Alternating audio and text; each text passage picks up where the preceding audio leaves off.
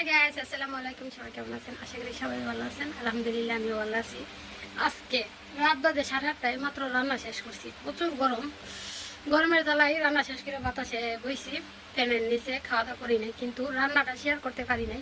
কিন্তু অনেক মজার একটা লোভনীয় খানা বানাইছি। এটা যদি শেয়ার না করি কেমনে কোন? আমার কাম হইতো মজার মজার খানা বানাবো আর সবাইরে লোভ দেখাবো। তো চলেন কি রান্না করছি শেয়ার করি। প্রথমে দেখাই, এটা হচ্ছে কাতলা মাছ। মাছেতে কোনোদিন লোভ আসবে না, কারণ আমরা সবসময় মাছ খাই, দেশে আর কি বিদেশে কি।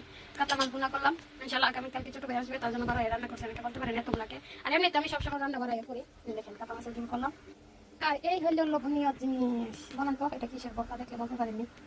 এটা হচ্ছে বাদামের ভর্তা, নর্মাল বাদাম যেটা আমরা খাই, এটা বাদামের ভর্তা।